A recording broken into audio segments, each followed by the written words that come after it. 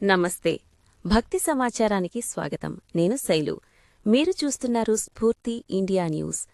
ఇక భద్రాద్రి సీతారామచంద్ర స్వామివారి ఆలయంలో వైకుంఠ ఏకాదశి అధ్యయనోత్సవాలు వైభవంగా ప్రారంభమయ్యాయి. ఇప్పుడా విశేషాలు ఈరోజు భక్తి సమాచారంలో చూద్దాం. తెలంగాణ రాష్ట్రం భద్రాద్రి కొత్తగూడెం జిల్లా భద్రాచలంలోని ప్రఖ్యాత శ్రీ సీతారామచంద్ర స్వామివారి దేవస్థానంలో వైకుంఠ ఏకాదశిని పురస్కరించుకుని అధ్యయనోత్సవాలు ఘనంగా ప్రారంభమయ్యాయి. ఏటా భక్తులందరూ ఆతృతగా ఎదురుచూసే ఈ పవిత్రోత్సవాలు ఆధ్యాత్మిక వాతావరణంతో వేద మంత్రోచ్చారణల మధ్య భక్తి శ్రద్ధలతో మొదలయ్యాయి. అధ్యయనోత్సవాలలో భాగంగా మొదటి రోజు స్వామివారు మత్స్యావతారంలో భక్తులకు దర్శనమిచ్చారు. దీనికి సంబంధించిన పూర్తి వివరాలు మా భద్రాద్రి కొత్తగూడెం జిల్లా ప్రతినిధి వీరబాబు అందించిన భక్తి సమాచారంలో చూద్దాం. అలంకరణ, పూజా విధానాలు, వేద పఠనం మధ్య స్వామివారి మత్స్యావతార దర్శనం భక్తులను విశేషంగా ఆకట్టుకుంది. శ్రీమహావిష్ణువు యొక్క దశావతారాలలో తొలి అవతారం మత్స్యావతారం. ఈ మత్స్యావతారం జ్ఞానానికి, ధర్మ పరిరక్షణకు ప్రతీకగా శాస్త్రాలలో వర్ణించబడింది. పురాణాల ప్రకారం శ్రీమహావిష్ణువు నాభి నుండి బ్రహ్మదేవుడు ఉద్భవించడం జరిగింది. సకల వేదాలకు, సర్వజ్ఞానానికి మూలమైన ఆ బ్రహ్మదేవుడి నుండి సోమకాసురుడు అనే రాక్షసుడు వేదాలను, జ్ఞానాన్ని దొంగిలిస్తాడు. అప్పుడు లోక సంక్షేమం కోసం శ్రీమహావిష్ణువు మత్స్యావతారాన్ని ధరించి సోమకాసురుణ్ణి సంహరించి దొంగిలించబడిన వేదాలను, జ్ఞానాన్ని తిరిగి పొందించి బ్రహ్మదేవుడికి అప్పగించారు. ఈ సంఘటన ద్వారానే జ్ఞానం, ధర్మం, వేద పరిరక్షణ లోకానికి మళ్లీ అందిందని పురాణాలు చెబుతున్నాయి. మత్స్యావతారాన్ని దర్శించిన వారికి జ్ఞానం, విద్య, సంపదలు సిద్ధిస్తాయని పురాణ విశ్వాసం ఉంది. ప్రత్యేకంగా విద్యార్థులు, జ్ఞానం కోరుకునేవారు, ఉన్నతిని ఆశించే భక్తులు మత్స్యావతార దర్శనం చేస్తే వారి కోరికలు నెరవేరుతాయని ఆలయ అర్చకులు తెలిపారు. మత్స్యావతారం జ్ఞానానికి ప్రతీక. ఈ అవతారాన్ని దర్శించిన భక్తులకు విద్య, బుద్ధి, ధైర్యం కలుగుతాయి. శ్రీరామ్. భద్రాచలం శ్రీ సీతారామచంద్ర స్వామి వారి దేవస్థానంలో వైకుంఠ ఏకాదశి ప్రయుక్త అధ్యయనోత్సవాలు ఈ రోజు నుంచి ప్రారంభమయ్యాయి. ఈ రోజు నుండి జనవరి 9వ తారీఖు వరకు వైకుంఠ ఏకాదశి అధ్యయనోత్సవాలు, ఆ తర్వాత 10వ తారీఖు నుండి 12వ తారీఖు వరకు విలాసోత్సవాలు జరుగుతాయి. భోగి, సంక్రాంతి తర్వాత 16వ తారీఖున విశ్వరూప సేవ ఉంటుంది. ఈ విధంగా ఈ వైకుంఠ ఏకాదశి ప్రయుక్త అధ్యయనోత్సవాలు జనవరి 16వ తారీఖు తోటి ముగుస్తాయి. ఈరోజు మొదటి రోజు పహల్పత్తుత్సవాలు ప్రారంభమయ్యాయి దేవస్థానంలో.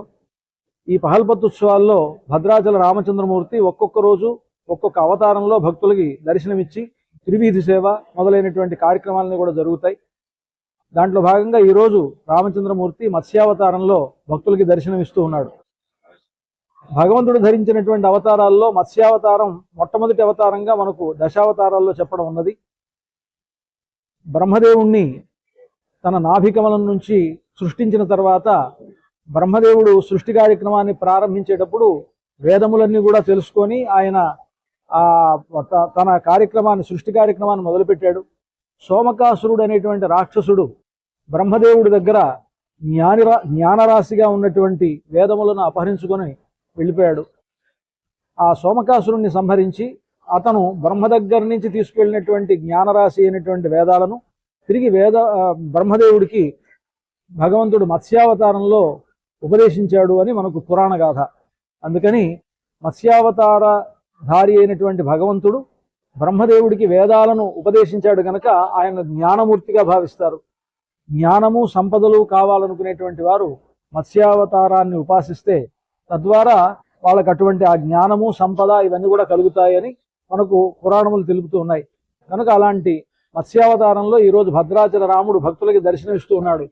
మత్స్యావతారధారి అయినటువంటి రామచంద్రమూర్తిని దర్శించి ఆయా శుభ ఫలితములను పొంది రామచంద్రమూర్తి యొక్క అనుగ్రహానికి పాత్రలు కావాలి అని భక్తులందరినీ ఆహ్వానిస్తూ జై శ్రీరామ్.